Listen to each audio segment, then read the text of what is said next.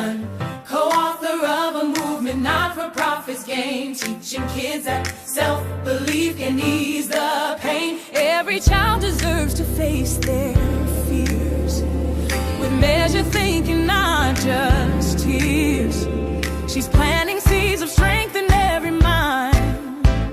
Paulette Harlem, leaving no child behind. When the storm clouds gather and you don't know what to do, take a deep breath, clear your mind, let the answer come to you.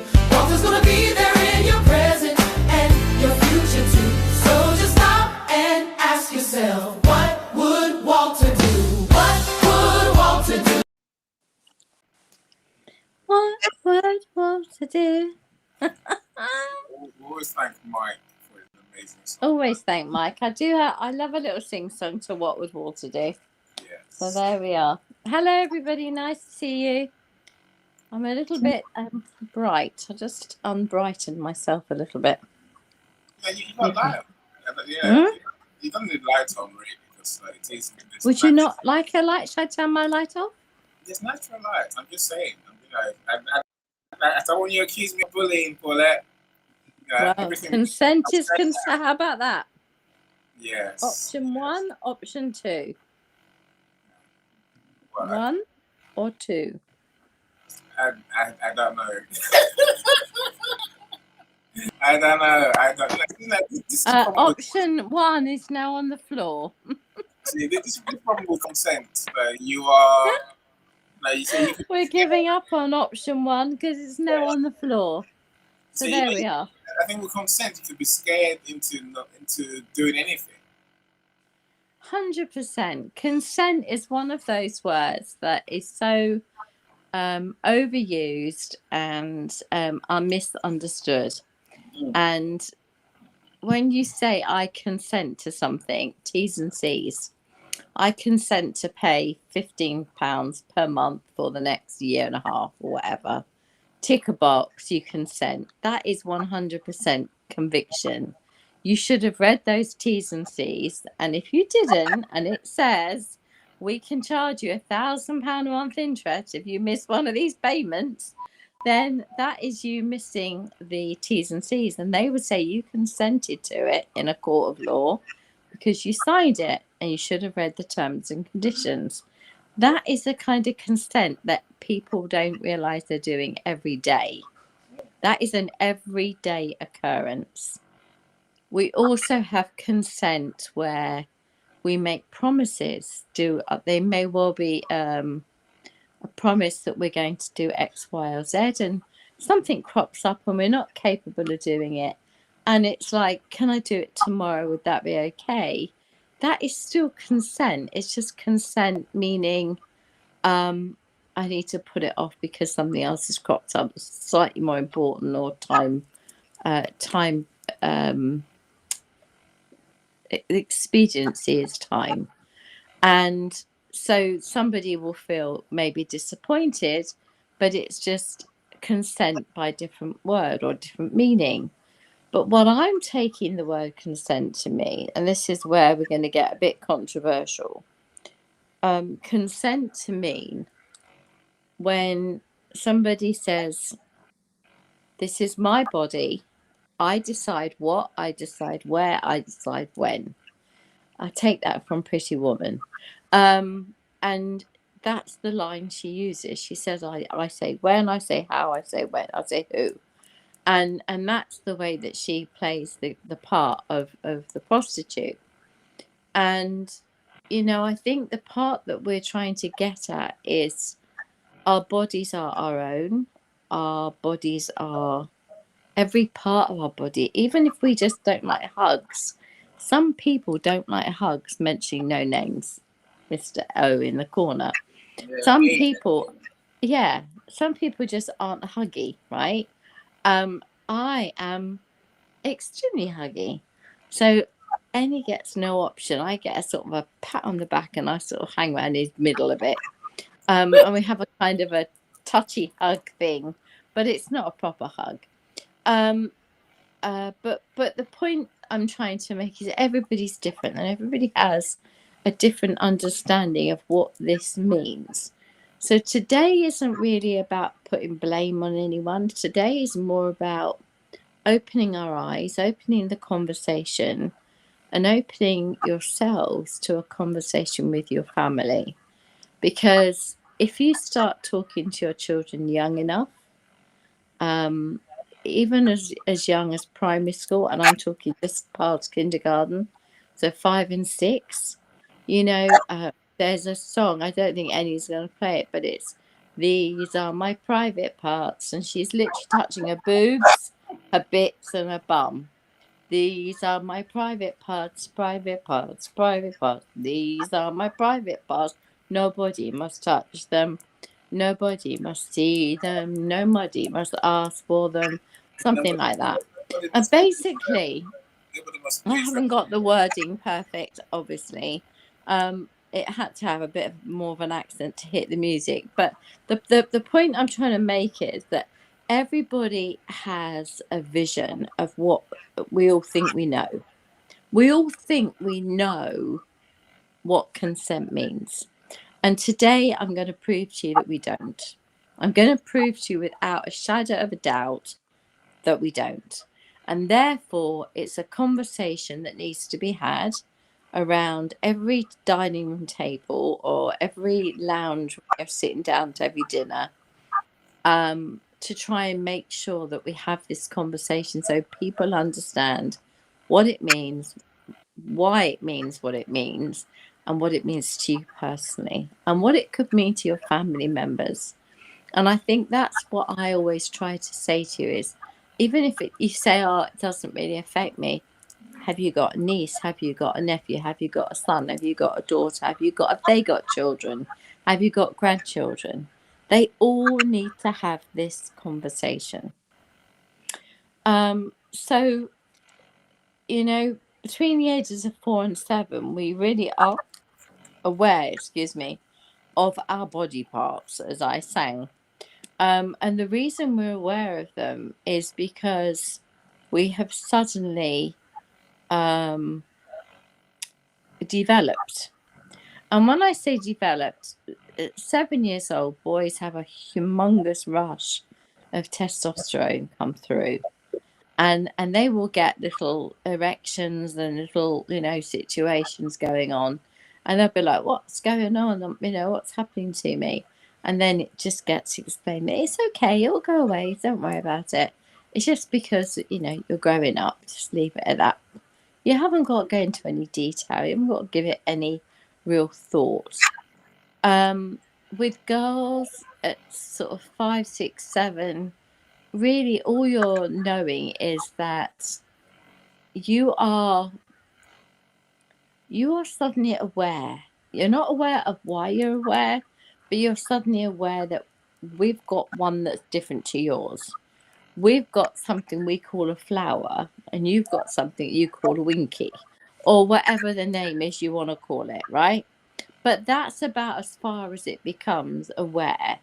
Ours is something called a flower, yours is a winky. And that's fine. That's enough, right? Now, if somebody asks to see your flower or to see your winky, you need as a child to know that that's a no, right? If it's a doctor, no problem. In a hospital, as long as there's a chaperone, a parent, somebody with you, absolutely. A doctor, probably the only person that you would give absolute to. Maybe if your grandparents are bathing you because you're having the weekend with them, you probably would understand that that's been what they've done for the last forever, and it's fine. And they've never ever done anything to make you feel uncomfortable. Now, Annie and I have spoken so much about gut instinct and how we have a feeling in our stomach when something doesn't feel right. And if somebody makes us feel uncomfortable, we'll get like a goosebumpy feeling on our skin, on our arms. We'll get like an uncomfortable feeling, like shivery feeling down our back. And we can get what we used to call the jelly bellies, like the stomach turns over, sort of, please don't leave me with Uncle Sid, because Uncle Sid's really weird. And I'm really sorry about all the Uncle Sids that are absolutely lovely out there, because I'm not having a go at Uncle Sids by any means. But the point is, I just need a name. But there is a group of Uncle Sids out there that are not nice and are not pleasant. And we need to be able to let your children know that they can come and talk to you about them. So at even the ages of 4 to 7, we really are aware of our bodies, to the point where I think it's become so much more of a big thing that we now are having to talk to children in lessons about it. And that is a pretty grim situation. Anywhere between really 4 and 12 years old, it's grim. But it's the reality of where we live now. That's where we're at. But if you make it an everyday practice, and you make it just so it becomes almost not nonchalant, but it's just, and don't forget what we said to you about consent as they're walking out the door, going down to the wherever it is they're going. They'll be like, yeah, I know. It will just, they'll know. Yeah, I know means I've got it. Don't worry about it. I know. You've told me enough times. I've got it, right? So if you make it an everyday conversation, it's almost like, yeah, this is my body. That is their body. I understand the rules. I've got this. Don't worry, And I think that is the most healthiest of options. So you're making it an everyday conversation. You treat it that your body is yours, their body's theirs, and you have mutual respect. You respect your body, and you expect them to respect your body, and ditto the other person. As soon as someone steps over the line, we have a situation. And it's that situation is where I have major issues. I'll tell you now, in a classroom of 14 to 15-year-olds, when asked, how many of you have been in some way, shape, or form violated or sexually assaulted? I'm going to ask any, what do you think the percentage is?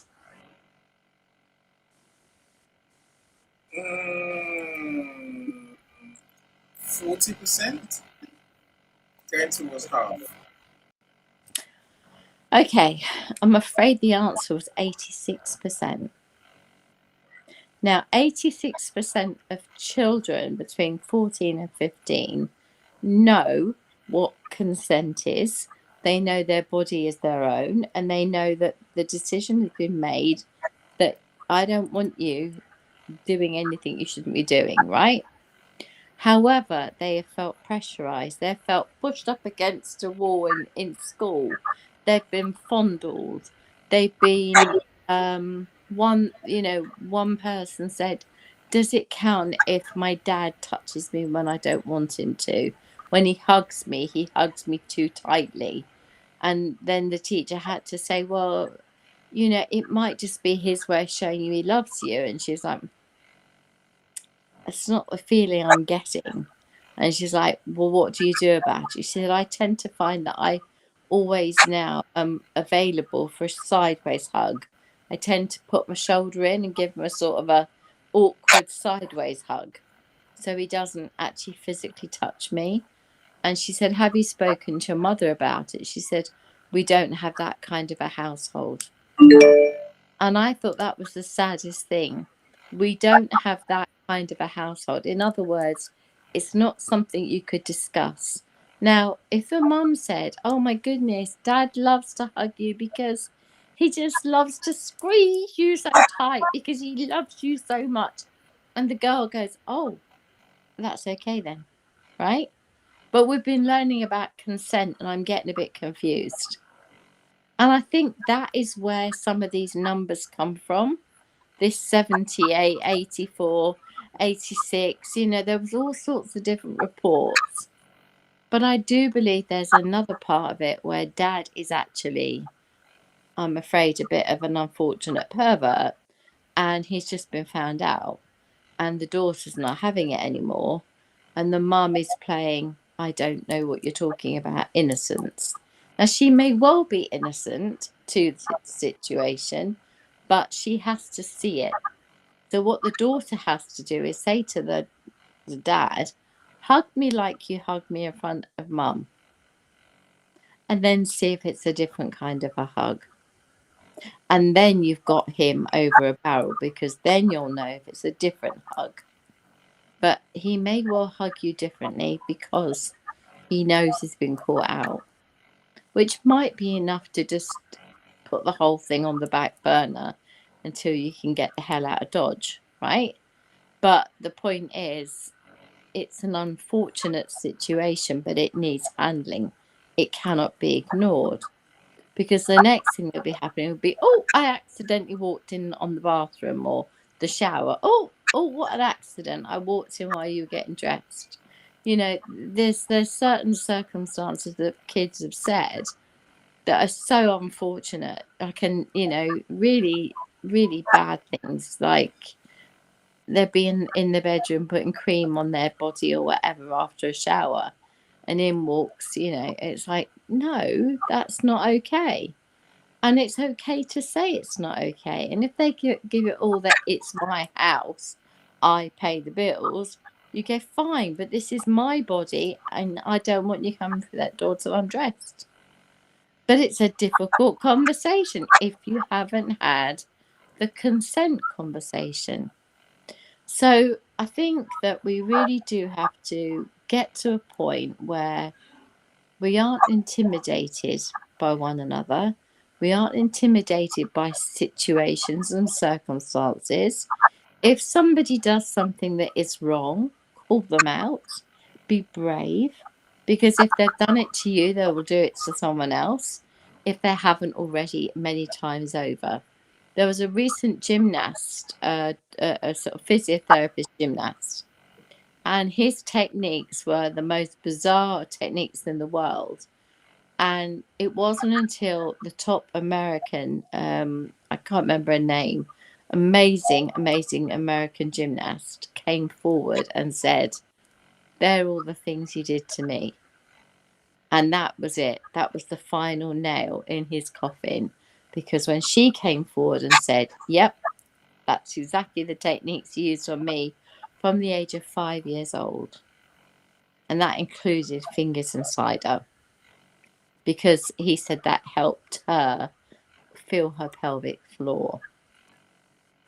And, you know, as much as I can get frustrated and angry and annoyed, what we have to always bear in mind is that it's ever so easy to look back with hindsight and go, oh, yeah, we knew that about him, or we could tell, oh, yeah, we always thought it was a bit weird. But the truth is, we don't always pick it up, because they look completely normal. They act completely normal. They are masters at this. Masters. And the manipulation, the coercive control, and these kinds of people. The woman in France that was drugged repeatedly and rented out like some kind of drugged up prostitute by her husband, is now in prison. I mean, you know, you can't imagine what she went through for years. And, you know, consent, forget the word consent. You know, the woman was drugged up to her eyeballs. She had no recollection. It was only when the memory started coming back in that it all became so visual that she had to go and get a psychiatrist. And then they took her back using the therapy, and they did some regressive therapy, and they found out everything, chapter and verse, and she could not believe what he'd done to her. So, you know, that's why it's such an important conversation. These things come on the news. You should be able to discuss them without making it about you and about your boyfriend or anything like that. It can just be an open conversation about what goes on in life. Okay. So here's another example. Hold on. let's play the video that we said we would play. All right. Okay. Number Let's do that one, one. let's welcome our friends as well. Hmm.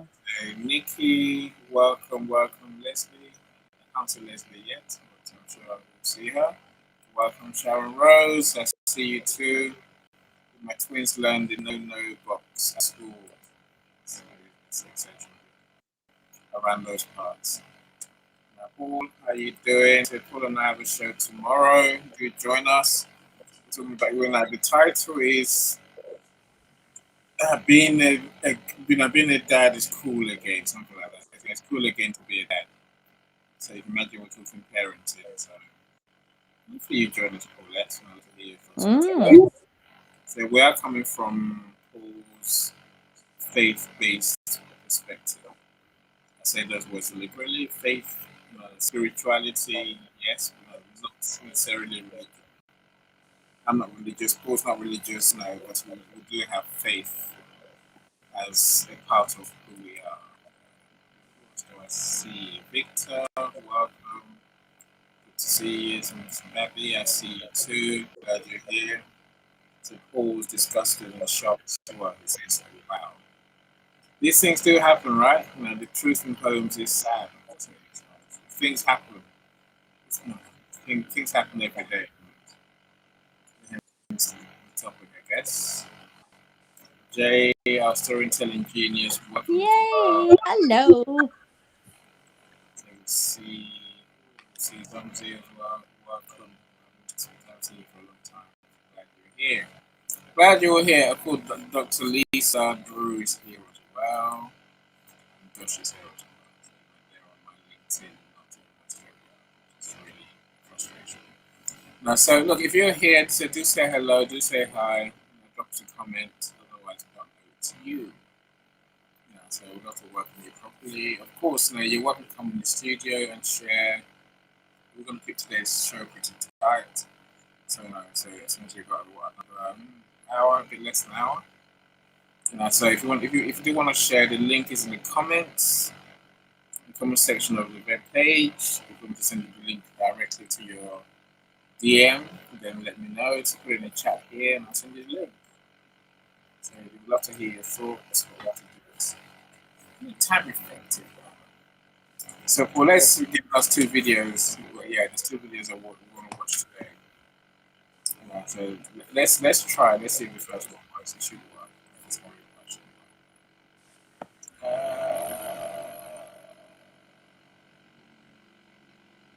Yeah, let's go. Yeah, this is the one. So about 3 minutes long. After you get the idea when to start. Here it goes. My body is my body, my head to my toes. My body is my body. On the other side, what is the goal? My body is my body, from my head to my toes. My body is my body. On the other side, what is the goal? It can be super hard without friends to say no. I can use other words to let them know. Like I think about it, maybe later. Or is there something else that we can do? Remember, consent involves more than one person.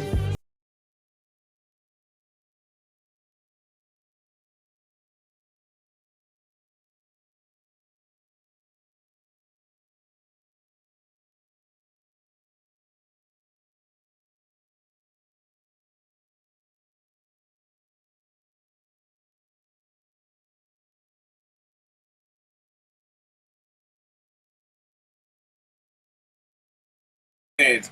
Do you want to go back straight on with the next one? Yeah, if you want. Yeah. Okay, here you go. It's a different way of showing it. I think it's worth showing. Yes, that's my body. Yes, Paulette. If you want videos, you can always DM me or Paulette, and I'll send it to you. This one makes it a bit simpler to understand, right? It's one that I prefer. There it goes. Then don't make them tea. At all. Just don't make them tea.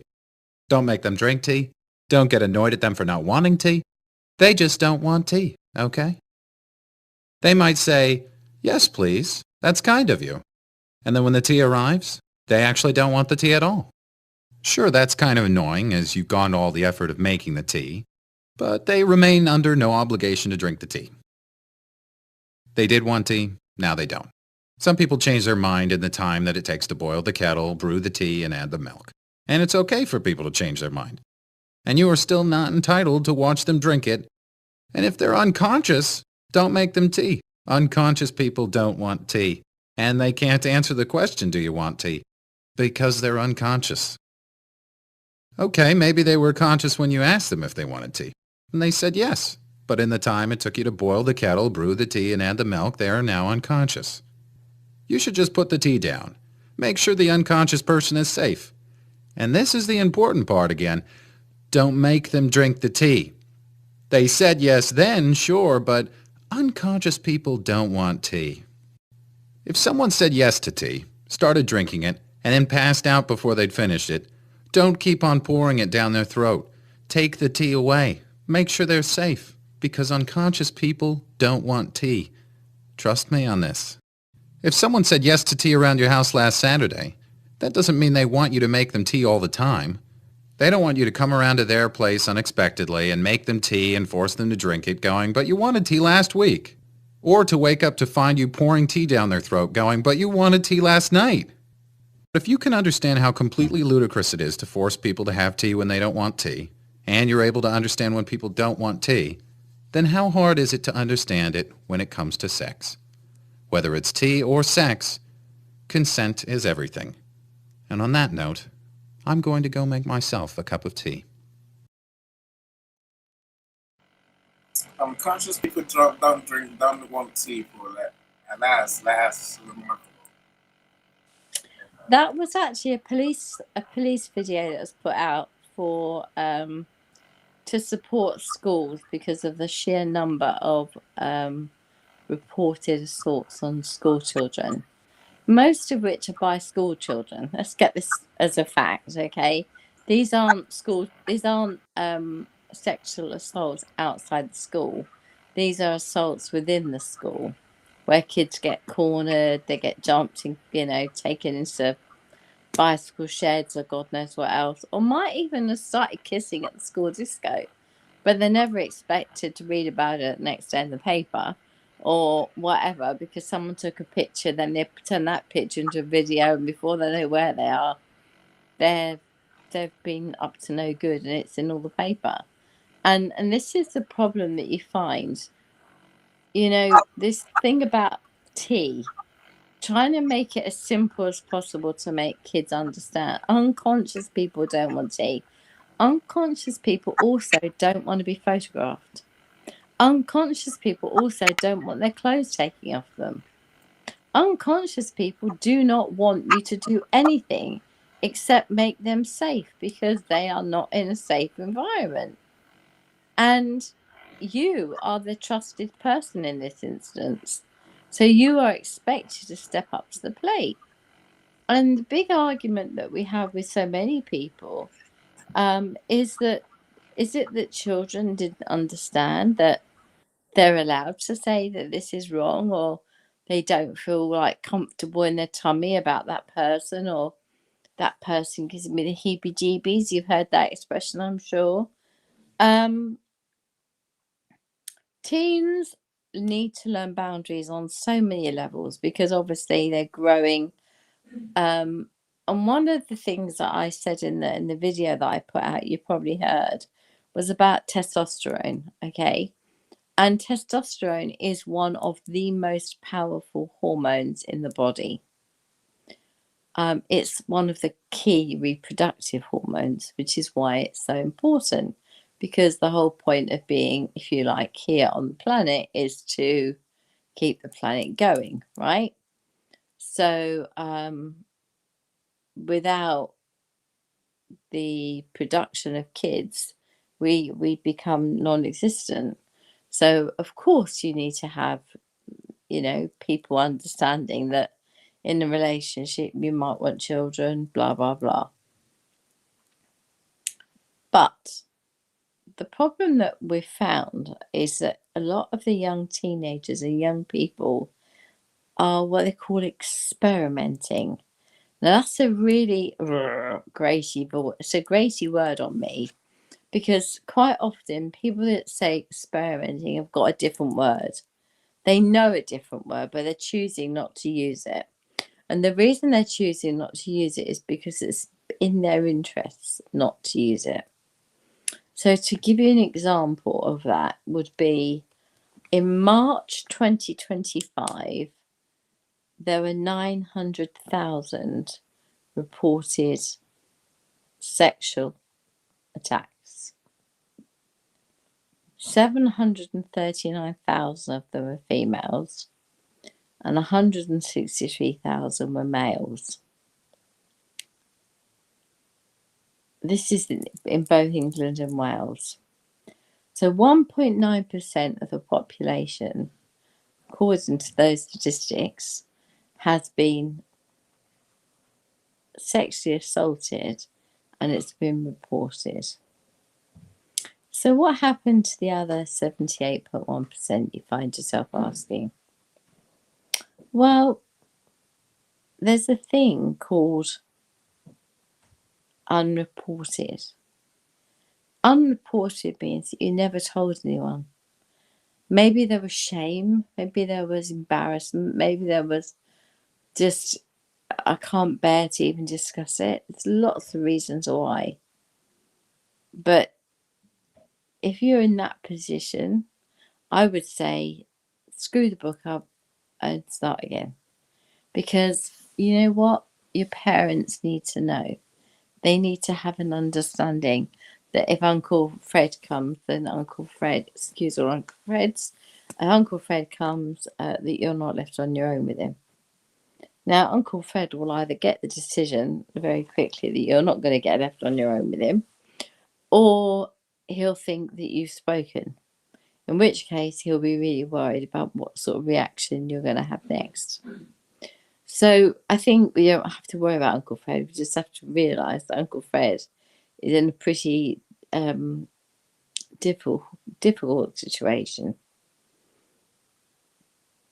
But for the 900,000 that are reported, only 162,000 are men.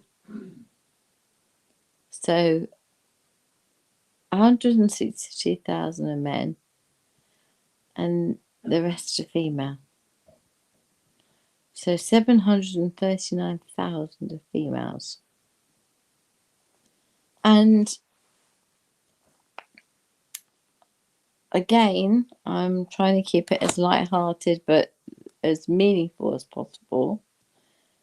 In order for this to hit home, my foster brother's a police officer, and he had given up working with his dog on certain behaviours because of he's got two young daughters aged 13 and 17. She'll be 14 in November and she'll be 18 in next May. But the point I'm making is they are very young, very, very, very beautiful girls, dressed probably way beyond their years, and you could argue that they what do they say? What's the expression? Like child bait, like you're in expected trouble because of the way you're dressed or whatever. Now, should she wear a mini skirt? That's up to her. And she always wears shorts under it anyway. She's always got shorts on. But the point is, she's saying, if people are looking at me in a certain kind of way, they're going to think that it is my fault that all this stuff went wrong. And I've gone, no. What they're doing is assessing the situation, trying to work out who is the problem here. So, okay. Well, I can tell them what the problem is. So they tell me. And she said, we should produce a skincare product, and we should produce this product, we should produce that product, we should concentrate on those, and then we would have the customers back that we used to have that bought all these products. So they're now concentrating on bringing that back, because this little girl who's now, I think she's 15, 16, came up with the idea. Astonishing. But the point is, all the way through it, their 4-7 brunch with the singer, Garth Brooks, he said, he used to have very little in his pantry. Now he's got a full pantry. Now he's going out to dinner with his family. Has a lovely wife and a lovely situation. My big issue is this. Having worked within the entertainment industry, they get a really bad rap for everything, okay? So if something goes wrong, the chances are it'll be the film cameraman, the creatives, or the screenwriters, or whoever would say it on the day. And I can't live with that because I know it's wrong, okay? So I'm going to tell you this, and this is my wish for you, is that you find peace and you find inner peace. Not just a bit of peace, but the real hard work stuff. I want you to join some sort of society, which would either be an annual or physical thing, might be on Zoom. And this will be a meeting where you will discuss what occurred to you in the past, who it might have been, who you think it might have been, what they did, what they didn't do. And you can then bring up what happened. The only one that was a bit anal about the whole thing was Craig. Isn't him ever forward? Craig, whatever his name is, anyway. BBC Breakfast. He seemed reluctant to do it for the simple reason that he hadn't given anybody his private details. Never does, never would, doesn't want to go around the internet, and is worried about it. So, he's sort of like a really down-to-earth, normal guy, but he is somebody who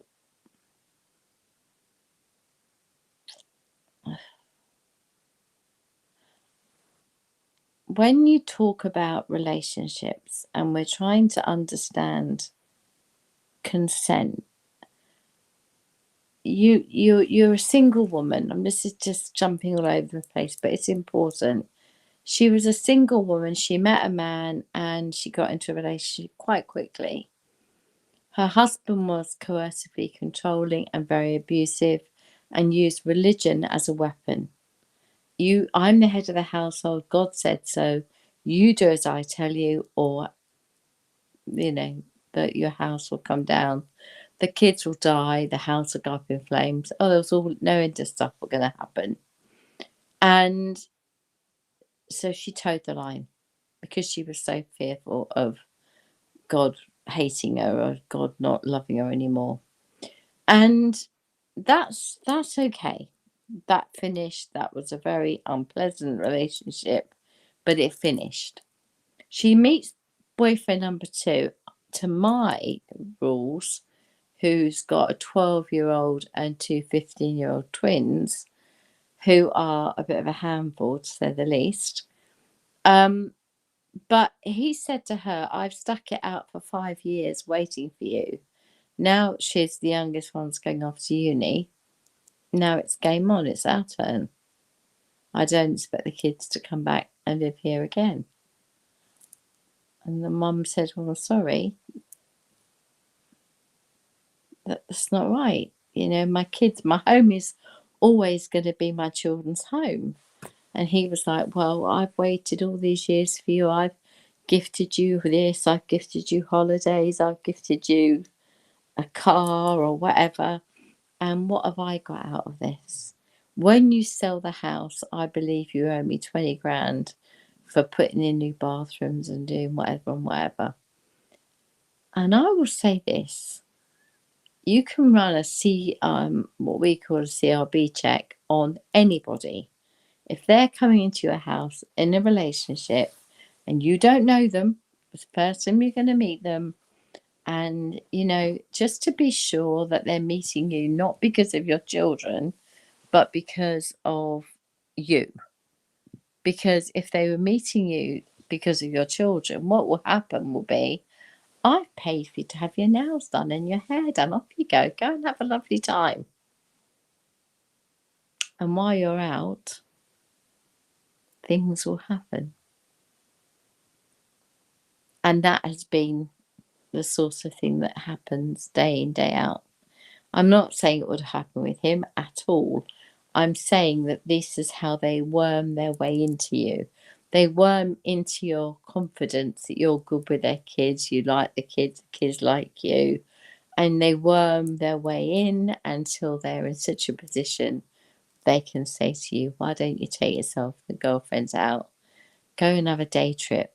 And if she hears the kids go, but we don't want you to go and leave us, a mum's not going to be thinking it's because they don't want me to leave them because they're going to miss me so much. They're going to be thinking that it's all about not that you're not taking them with them, not that there's anything going on that you should know about. So I think we really are in a very difficult position with new relationships, especially. The internet and new relationships seems to be the place to meet people. It seems certainly to be the new way to do things, which is not surprising.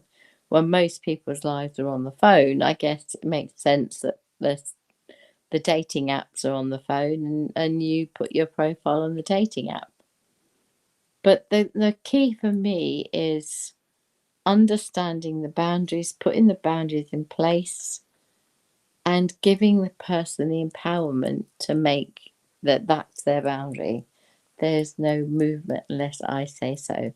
And even if I say so, I think I'm ready. And yes, I think I'm ready to do it. But no, I'm not. I've changed my mind. The man has to respect that.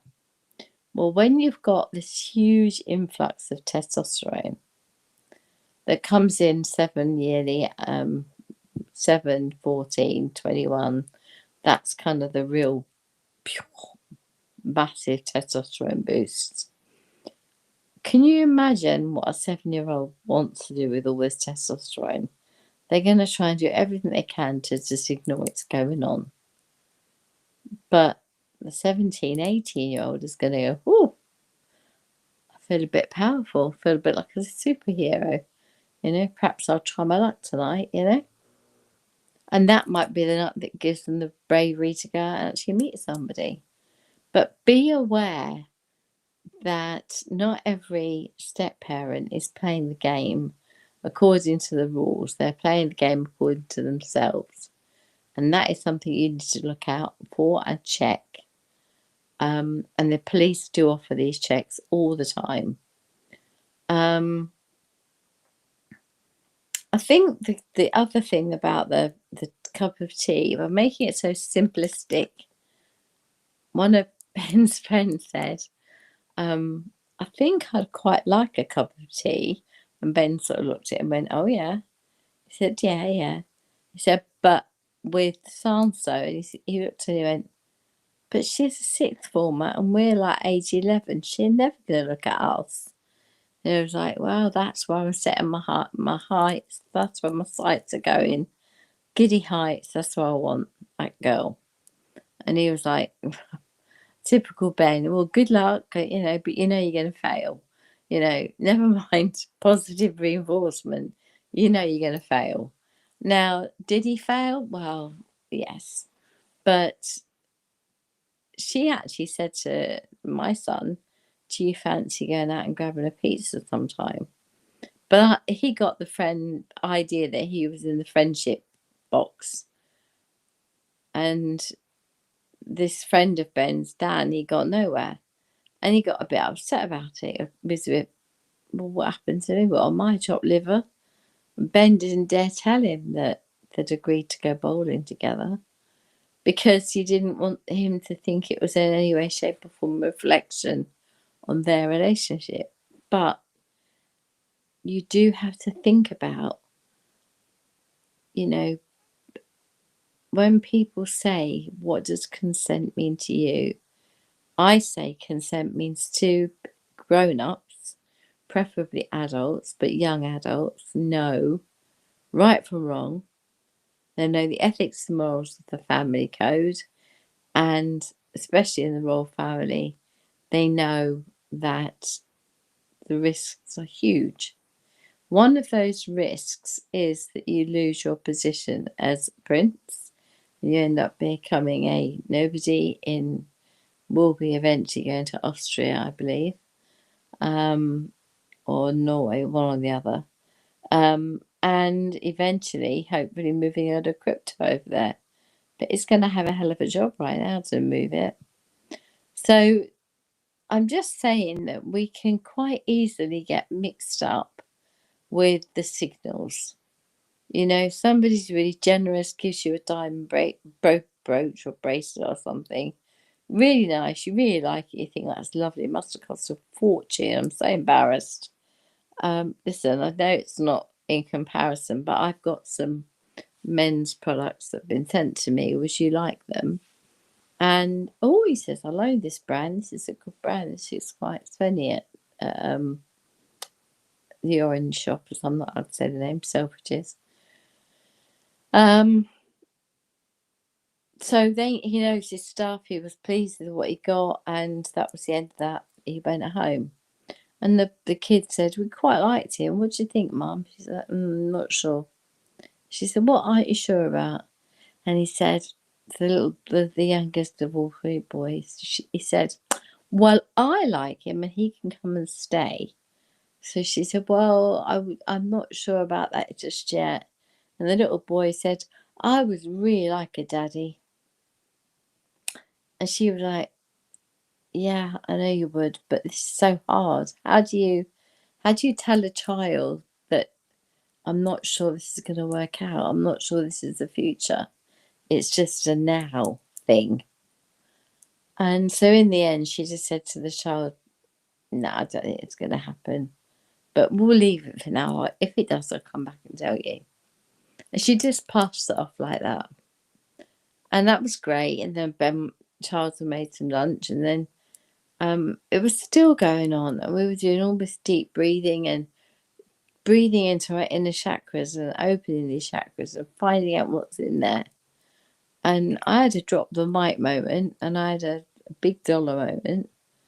And I'm thinking, that's quite interesting, but what does it mean? What does it mean to anyone else? Then you go, oh, pay $100 to this one for that. No, thanks. I'll work it out myself. I don't need you to tell me what's right or what's wrong. So all I would say on the whole lot of this episode as such is I've done lots of research. It all ends up coming back to the same thing. And that is children having the bravery and the tenacity to go from children into their teens still like that, into being a young adult still being like that, and then forward on from there. And if we don't do that now, if we don't take this opportunity to do this, the risks are huge. They really are. Society could miss a generation completely. And that would be terribly sad. I mean, they're talking about messing with all kinds of parts of the auditing of our government. And I just sit there shaking my head, just what next? But from your perspective, you're in either, let's just say you're in Africa somewhere, or you're in Guatemala, or you're in Mississippi, or wherever. You're watching this video, you're saying, well, I do agree with it, but I don't agree that somebody gives up doing this when they're so good at it. And the truth of the matter is, lots of people give up on their dreams because those dreams have been trampled on so many times that they stop having any value. They stop having any use. At that point, it's safe to say they're no longer bothered. They're no longer interested in what the other person has to say. And that's when you end up in court, people calling each other names, people saying awful things, when really was it necessary? I would say probably not, but that's something you need to work out. I have got a few sets of the gym wear. I am trying to get back up to walking up to the gym on a regular basis, looking over at the pool and all the bird poo that keep going up there and sitting on there and pooing. But I am determined to get up there and walk in the pool and have a swim, have a go, and just ignore the world. And that's because I actually want it. I want it to stop, get off, and come back when it's all calmed down in 6 months' time or so, if it ever calms down. My fingers are crossed. I really do hope that we are going to hear, that it is, that things have improved, because it really can't get any worse, that's for sure. Okay, right, any questions coming up? There's many questions always. So let's welcome Mrs. Cyrus. I did watch your show, your two sugars milk, or milk and two sugars, and then my cup of tea.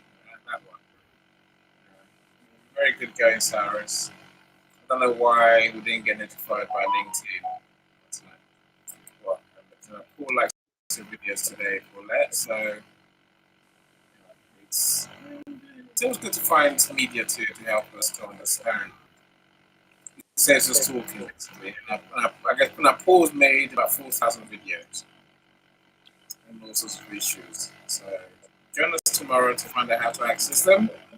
And they are there for you to watch and for you to learn from. All I say is, listen to your heart. If something feels odd, that's what you're referring to, then chances are it is odd. Some say every day is a school day when you attend events with the Queen of Mental Health, that's what we call it. The King of Community Building, that's what I say. I'm being shy. I'm not shy. Dr. Lisa is here as well. Welcome. Happy Monday. Glad you're here. I'm a specialist. I don't know who LinkedIn user is. I can't tell. No, I can't see it. I can't see who it is. Please put your name in the comments. LinkedIn user. I don't know who that is. Oh, okay. Now that's amazing Chanda. CJ, you're here. Hey everyone, so glad you're here. Paulette, consent is a messy topic. I think when it comes to kids, it's not messy, it's straightforward. Yeah, I don't touch you, you don't touch me, simple as that. Kids can never give consent, it's like being unconscious. So there's no basis of thinking it's okay to do wrong. And I suppose maybe I would say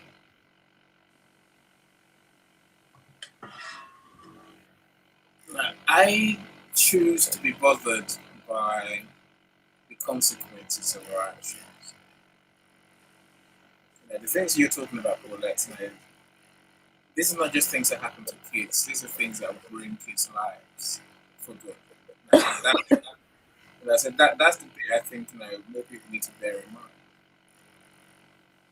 It's not just. There's no just about it. Literally, being assaulted, being abused, causes mental health issues for the whole lifetime, and that's too. I don't know. I would not want to be responsible for creating that for anyone. But here's a question for you: are things really worse now than they were? Well, they're more recorded. This is the whole point with everything, right? Yes. Was it always this? It used to be. I mean, listen, I'm only going back to my nan. I can only tell about my great nanny. Yeah. Or my brother used to call her Grape Nanny, which I thought was hilarious. But anyway, Grape Nanny. Grape Nanny had a duodenal ulcer.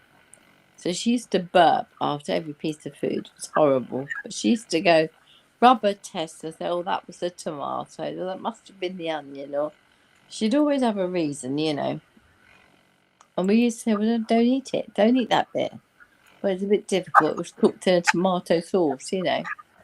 But the point I'm trying to make is, how do you get to the stage where you have got control of your hormones, you've got control of your mind, you understand right from wrong, and your partner is transitioning from living on their own or in a flat with a shared to living on their own to living with a boyfriend, lots of mix-ups of timings and stuff, and eventually they move in, and it's like massively emotional, but you're thinking to yourself, somebody's talking about, I've got more money, I get to pay for things, I get to look after them. And now you're starting to look at this sugar baby, sugar daddy thing that I keep being offered. And, you know, I mean, I had £10,000 the other day offered to me, and I'm like, well, perhaps you should just say yes and see what happens. But we decided against it in case he come to collect me. But the point I'm trying to make is, you know, there is an awful lot of people who are being bombarded with mail and stuff that looks like dating sites, that looks like, come, let me tell you about this wonderful thing that I've got that will solve your problem. Or how do you even know I've got a problem? How do you know it's a problem that I haven't dated? Oh, well, because I notice your social media doesn't have anybody on there. If you've been dating, you'd for sure have put pictures up. And you think, well, actually, is that any of your business? And it's kind of like a kick in the teeth for trying to keep things social and private, because you can't, because somebody is destroying it. So I just want you to think hard about that for a minute, because the what would Walter do is about the reset. If somebody throws you that situation, this, or you're out, then you have to decide, if you're out, will you get benefits? Are you entitled to any benefits? Will you get any benefits? If the answer is no, then you're on your own. But if the answer is yes, then you will end up receiving benefits until your old age. So you might have 20 years between you. You might as well enjoy it, right? If that's what you think and that's what you want. I just think there's too much at the moment of false promises, false hopes, false dreams, false everythings, and people are daft enough to believe it.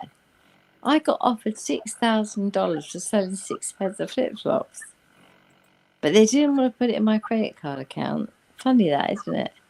They didn't want to give it to my they were saying, oh no, it's got to be a secure network. And I'm like, well, it's just secure. What's your problem? No, I can't. Doesn't work for me. You're like, yeah, I'm not so sure about you. You're not one I'm going to trust in future. I blocked him, and I'm getting better. Me and this block button becoming friends. But you know, it's only so many hours in the day. You do want to get back as many as possible, but there's hundreds and hundreds. You just physically can't do it. And so you do like 10 a day, but every 10 you do, another envelope 10's piling up. And I just said, I'm not sure this fan club thing is for me. But you have to do the fan fiction novels. Not that I'm doing a book at all for them. But the point I'm making is that the books that we've got are all about transitions, and they are all about change. And so if a child that you've got in your family can pick up on that change, they're off. They're on to a winner. Again, so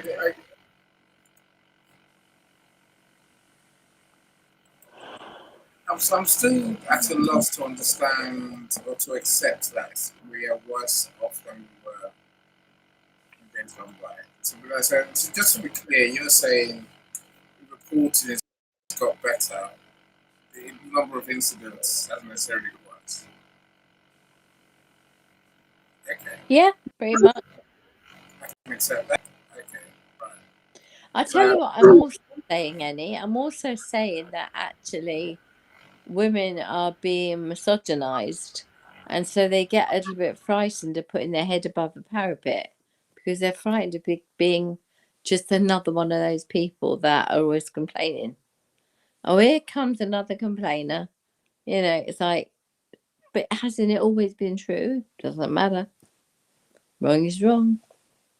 So, you know, if it's a police officer that assaulted you, you look at his police record, it won't be exemplary. And therefore, the police are semi-aware, but not totally aware. Do you blame the police? Do you blame the school? Who you blame? I would suggest you blame both. You put yourself in a position, the risk is huge. I always say to both my nieces, who I love dearly, 23 years old, I always say to them, just ping me a message to say, tell me you got home. No, we already got ping mum and dad. I'll do. Ping them. I'm like, well, just to tell them I'll be up, call me. I didn't stay up. I just lay in bed waiting for the phone to ring. And they were like, apparently they're doing shots of somebody's belly, and Ben thought it was a good time to leave. So he left. They were doing sort of dares along with it. Like, I dare you to kiss Sebastian, and it's a guy called Sid who's like going, don't want to kiss Sebastian, you know? And so you're a spoil sport because you're spoiling the game. It's like pressure, you know? So I turned around and said, look, I won't be hassled on anybody. I'll be hassled by any famous or unfamous people that are trying to gain off my back and hard work. So I'm nearly at 8,500 now. And I reckon we'll hit 9,000 tomorrow. So really and truly, that's a really exceptional rate. Day 19 today. And the first 5 days are really spent in a conservatory or outside.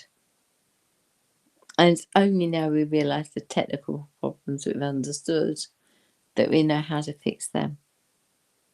So all I would say to you is never, ever give up. Never give up. Never think it's not worth it. It's not going to happen. It will happen. And the right person comes along for you. You don't know they're the right person at the beginning, but eventually you do. And when that happens, that's a beautiful thing. And I would say to you that if you have an honest opinion, people that are statistically ill, they are non-stop liars and surprisers. They are beautifully dressed. I'm just hoping that that isn't what I think it might be, but there is the comment underneath that, which I don't want to read out, which was that this particular chap that I was following, he had a Doberman that was stuffed, and apparently he got caught doing things to a stuffed Doberman. Now he seemed like a perfectly normal person, just with some funny ideas about engaging in wife swapping and things. Swinging, is that the right word? Swing, and the wife was like, "No, if you want to go and do swinging, we're out. Game over, pal." And he was like, "Oh yeah, I think it is then." So she was like, "Okay, fine, bye." You know, and never looked back, to be honest. But the point I'm making is that he's got this Doberman, and she's saying he loved that Doberman more than me, and now it's stuffed, he'll be able to show him. And I'm like, oh, stop right there. I don't need to know whatever it is that you're thinking is going on with this Doberman. Consent is all about understanding that everybody has different thoughts, different understandings of what is right and what is wrong. And it is really important that we as parents teach kids how to handle the situation. Is that fair? Any?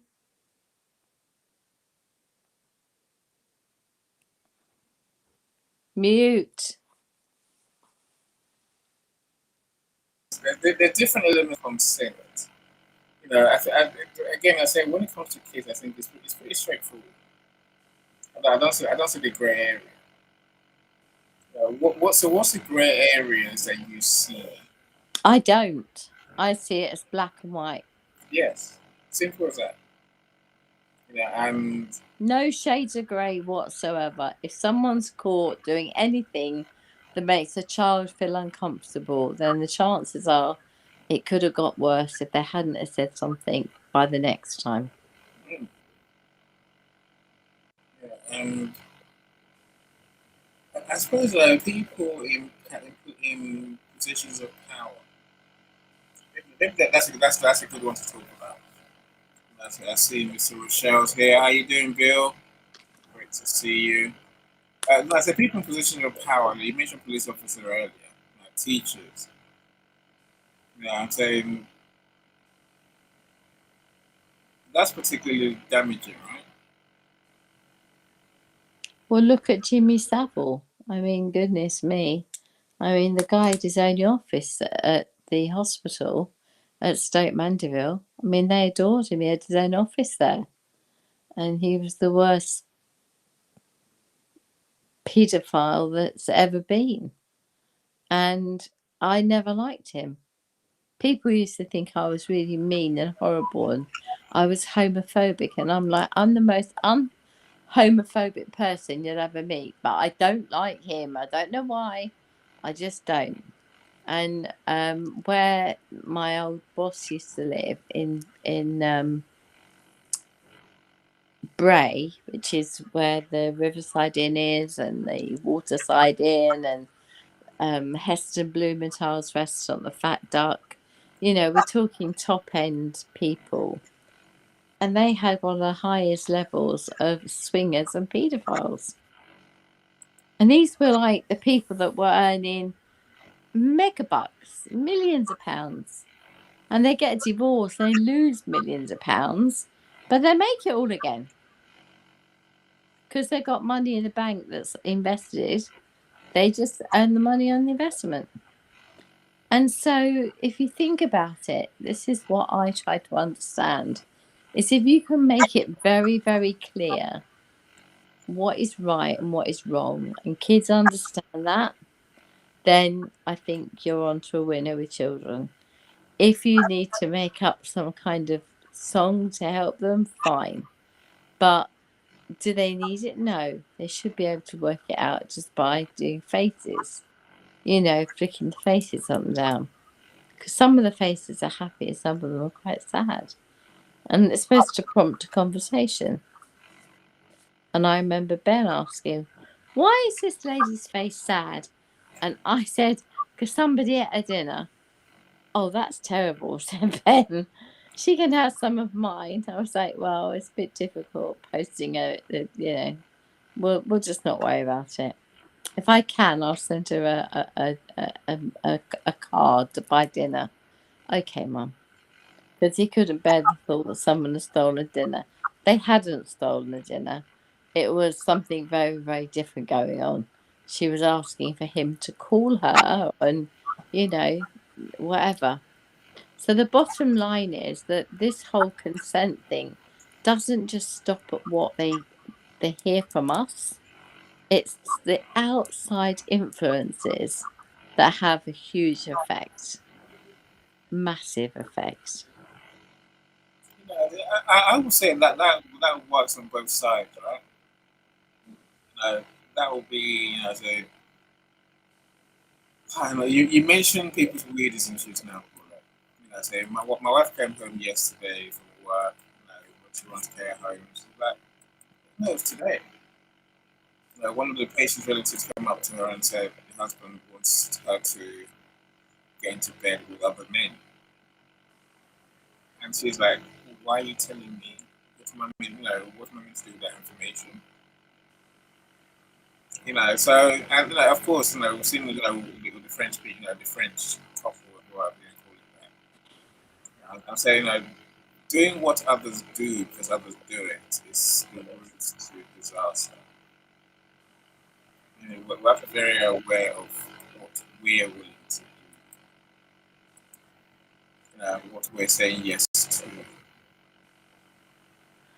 think the example of the young girl who gets into bed and then decides that she's made a terrible mistake and that she doesn't think you're going to hang along, and she only met you like last week, and yet you're all over each other for a week, day and night, 4 hours a day.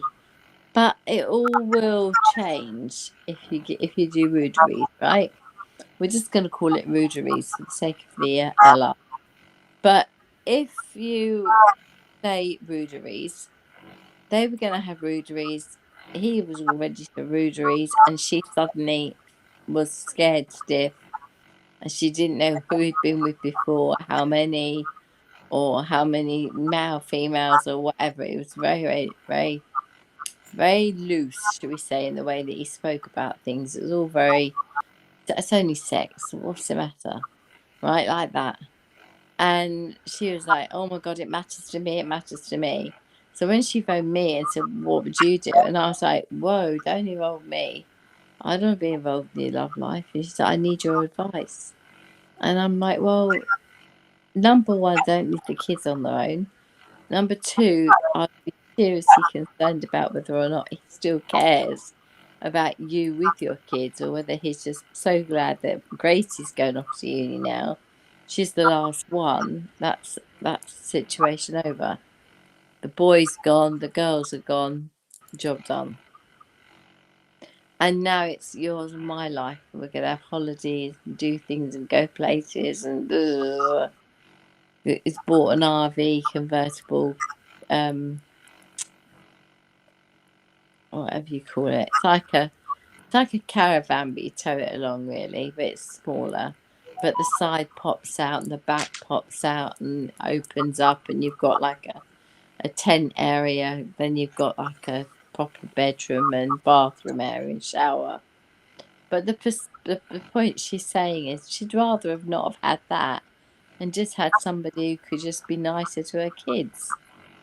But he played nice to start with. But when the kids were exerting themselves like they do when they get to 16, don't you know that for yourself, Eddie? At 16, 17, you're starting to place your boundaries and exert yourself. And in that situation, what happens is suddenly, and I do mean this suddenly, you find yourself, you're answering to people and you're answering to situations you otherwise shouldn't have been. And so for me, it was really interesting to hear, really interesting to read, but I don't want any more. I don't need any more. Thank you very much. Enough's enough. Goodbye. I don't buy this product unless I need it. And if all you're going to do is try and flog it to me, don't bother.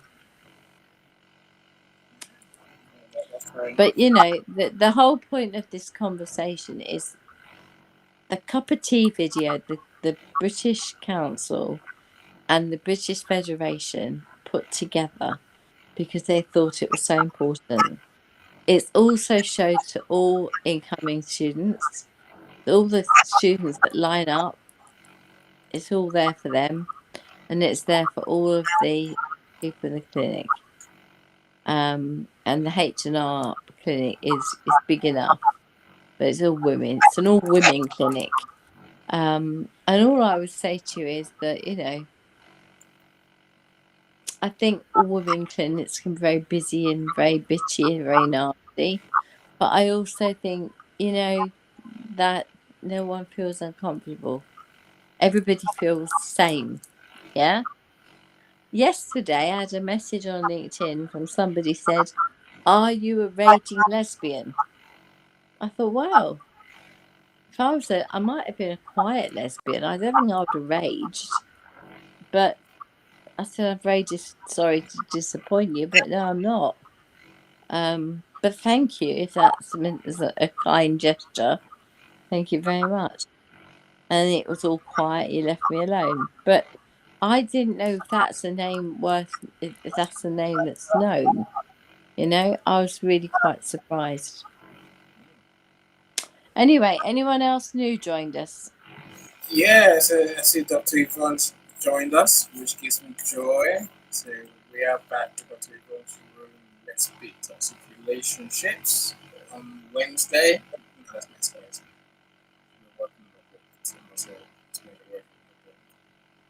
I'm going to do my what's famous on purpose room. So, what's it mean to be famous in business? What's the issues? I'm writing a book about this, make a famous thing. Break it down. So CJ asked a great question. He said, "Can you imagine Ted Bundy's social media if we were around today? He's dead, right? So it's also in prison." He said he I didn't know think what. so, yeah. So there you go. I'd say that didn't know what Bundy's were. Did he? Again, I think social media plays a role in. Is it permissiveness? Or is it stupidity? Or is it? I don't know. What is it? I'm trying to say.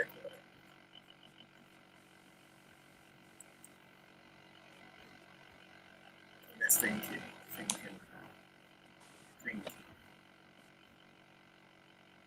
You're muted. Why is it muted? Okay. I was organising a cup of tea because I have Yes. consent for a cup of tea. Great. Everyone needs a cup of tea with 2 sugars. I don't have sugar. Just saying. Anyway, so social media has a unique place in what happens to people today. 100%. But going back to the internet, how much of that is just copying?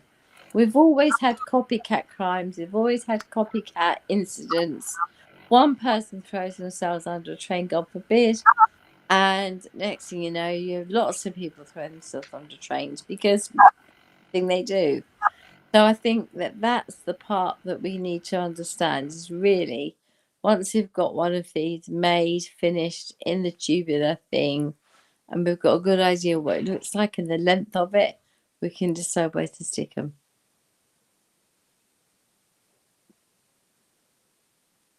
But maybe the question is, do you think where we're going, banning social media, for example, might be the solution? Yes. Well, I do actually, yes.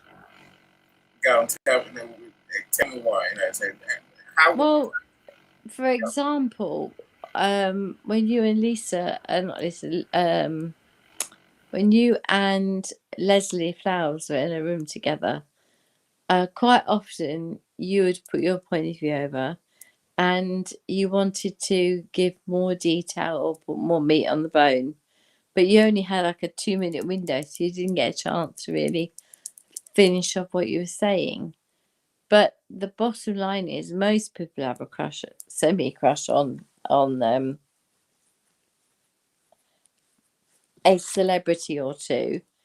And if you met them, you'd be tongue-tied and you wouldn't probably ask them if they wanted to have a cup of tea, or whether you meant it or not.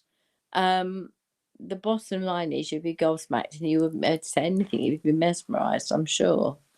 But the point I'm trying to raise here is that we're not solitary animals. We're not meant to be solitary animals. We're meant to live in packs. We're meant to live together. And therefore, I think with parents and children being scattered all over the globe, wherever they went to uni is where they end up staying, kind of thing. You end up in a situation where you've got this massive great house with all these bathrooms and everything else, and no one living in it, no one wants to rent it because they're saying it's out in the middle of sticks, unless you drive, it's no good, and all kinds of rubbishy reasons they come up with. Oh, but they'd be interested in renting it for like a year or whatever, and then see you later. And the market could be very different then. So, it's too much of a risk. So for me, I think that, when you say, is there a risk? Yeah, the risk is ginormous. Do I think that we can fix it? No, I think it's gone too far. Do I think the internet has had a particularly horrible effect on it? Yes. But as did COVID, because COVID gave everybody the chance to teach from home. That meant that suddenly People like working at home, putting the washing on and putting the washing out and doing whatever. And suddenly those hours were willing away quickly. And now they're being told they've got to get back into the office. That's a hard awakening. A reality nonetheless, but a hard awakening.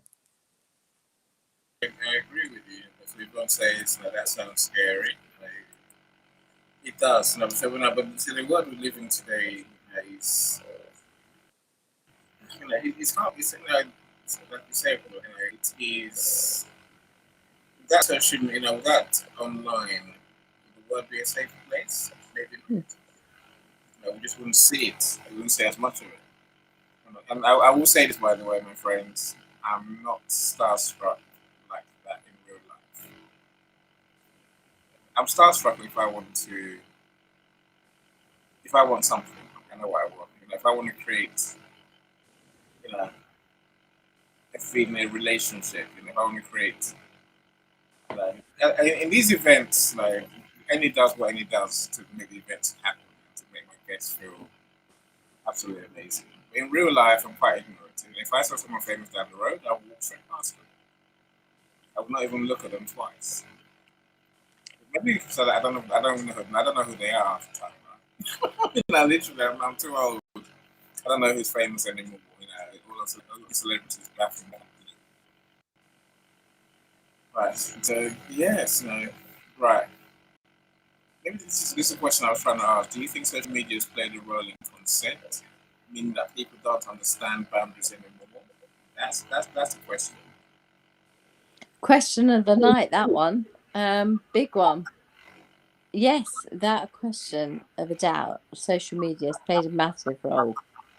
The 24/7 availability plays on it. The staying out later stays on it.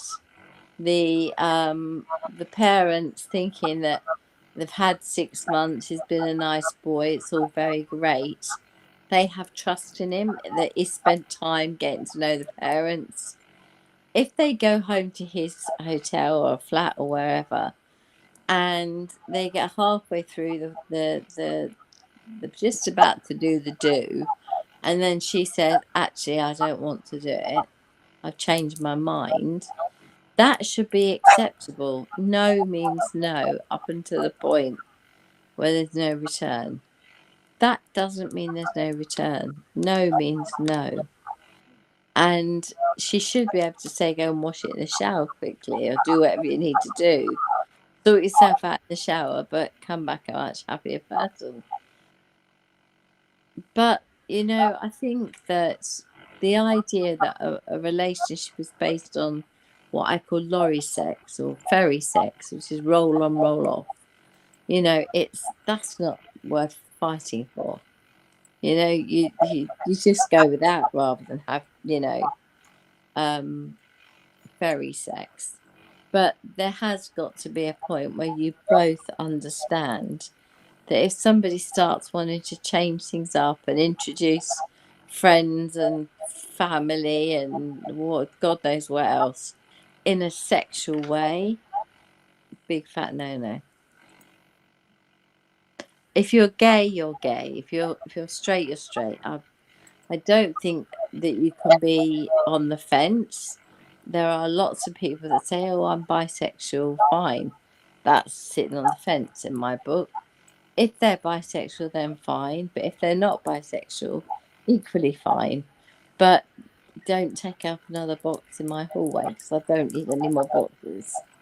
So I guess what I'm trying to say is the more I'm learning about all of this, the more I realise just how big the subject is, how amazing the subject is, and how painful it is trying to get it right. Yeah, it's definitely a complex one. So how do we leave the conversation today? I want people to have a conversation. That's it. Nothing more, nothing less. I'd like you to just imagine you're talking to me and you're going to be talking around the dinner table and just bring up the subject of consent.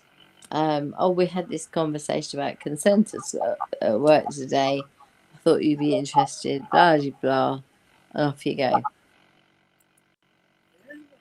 I like that. I think building on the communication thing, it's part. No, but it's also partly leaving the door open for your kids to come to you if there's an issue. And say that we must be there, but that doesn't start when there's an issue. That starts long before the issue happens. I mean, with that, keeping those relationships with our kids going, and making it easy for them to tell us if something is wrong. And it's part of it's all of that all together that we need to sort of bear in mind. Yeah, and I think I saw a word come up, but disappeared quickly. I think the whole point of the Mental Wellness Cafe is to say to people, you're not on your own. Don't think you ever are. There's at least 30 odd people in the room playing chess, plus all the moderators and the helpers, the teachers, everything else. That's another 10 guaranteed. So probably looking at a good 14, 15 centimetres out, I'd say, from the corner. You're looking at your LinkedIn or my LinkedIn? I'm looking at LinkedIn.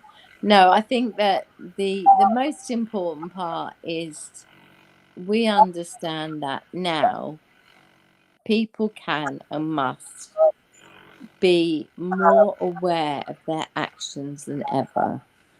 Because once you go down a certain route with somebody and their testosterone's bubbling and they're all over the place, they might not take no for an answer. And you get known as the prick tease and as this tease and a that tease and all kinds of things. But ultimately, you decided for yourself that it wasn't the right time or the right place to do whatever it was that was being suggested. Now, that other person might not approve of that, but that is absolutely tough, right? You are autonomous in this situation. You have the floor and you decide what happens and how it happens and when it happens, and not a minute before. Yeah, and you can change your mind at any time. And it still applies.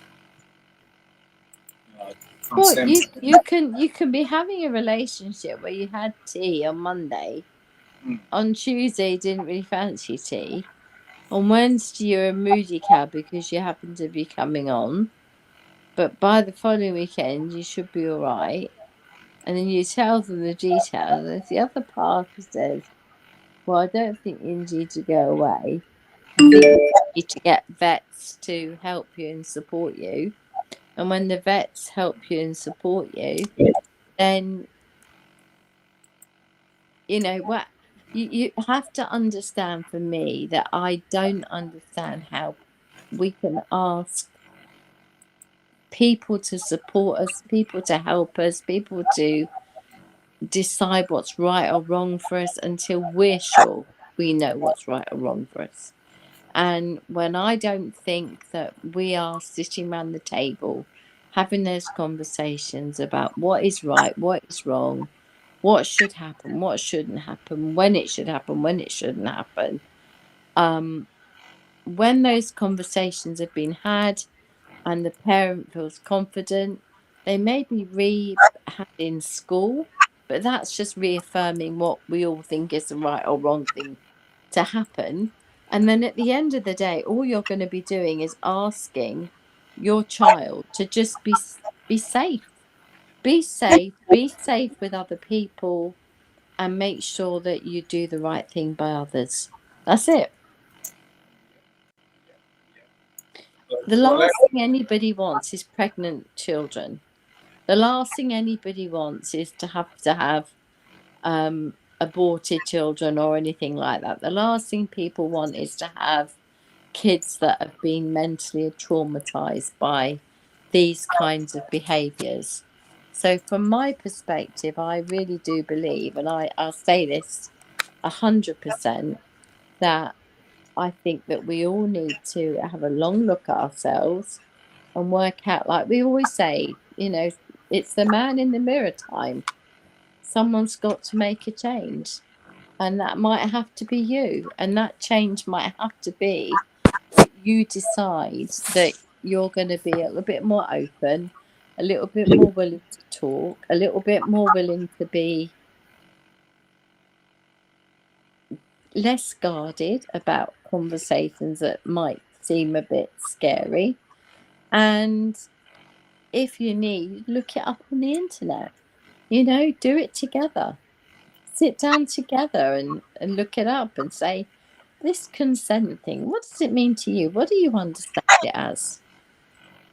Just make this room a conversation starter. That's all. Just a conversation starter. That's what we can do. That's of course. I'll show the cup of tea video so people know what we're talking Yeah, about. lovely. And then we'll call it a day, all right? Because you said you've got to be done. Yeah. Thank you very much, everyone. Thank you, Paulette. Always. Of course, Jack and Water Books. Now, the link in the comments. Now, but I think many issues cause anxiety. Things that we discuss. What we need to do. Absolutely. Thank you so much, everyone. I should play this video and this video will see us out. You're welcome to come to my next show with Christina. We're talking about how do you build authority across different platforms. We live in the channel.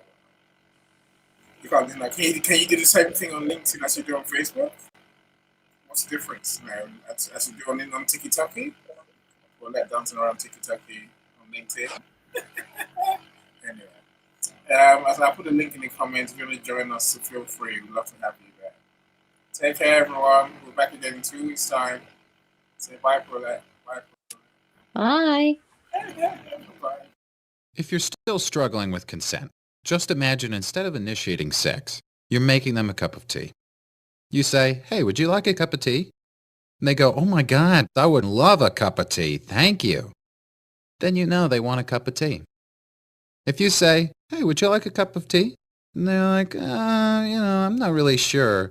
Then you could make them a cup of tea or not, but be aware they might not drink it. And if they don't drink it, then, and this is the important part, don't make them drink it. Just because you made it doesn't mean you are entitled to watch them drink it. And if they say no thank you, then don't make them tea. At all. Just don't make them tea. Don't make them drink tea. Don't get annoyed at them for not wanting tea. They just don't want tea, okay? They might say, yes, please. That's kind of you. And then when the tea arrives, they actually don't want the tea at all. Sure, that's kind of annoying as you've gone to all the effort of making the tea, but they remain under no obligation to drink the tea. They did want tea, now they don't. Some people change their mind in the time that it takes to boil the kettle, brew the tea, and add the milk. And it's okay for people to change their mind. And you are still not entitled to watch them drink it. And if they're unconscious, don't make them tea. Unconscious people don't want tea. And they can't answer the question, do you want tea? Because they're unconscious. Okay, maybe they were conscious when you asked them if they wanted tea. And they said yes. But in the time it took you to boil the kettle, brew the tea, and add the milk, they are now unconscious. You should just put the tea down. Make sure the unconscious person is safe. And this is the important part again. Don't make them drink the tea. They said yes then, sure, but unconscious people don't want tea. If someone said yes to tea, started drinking it, and then passed out before they'd finished it, don't keep on pouring it down their throat. Take the tea away. Make sure they're safe, because unconscious people don't want tea. Trust me on this. If someone said yes to tea around your house last Saturday, that doesn't mean they want you to make them tea all the time. They don't want you to come around to their place unexpectedly and make them tea and force them to drink it going, but you wanted tea last week. Or to wake up to find you pouring tea down their throat going, but you wanted tea last night. But if you can understand how completely ludicrous it is to force people to have tea when they don't want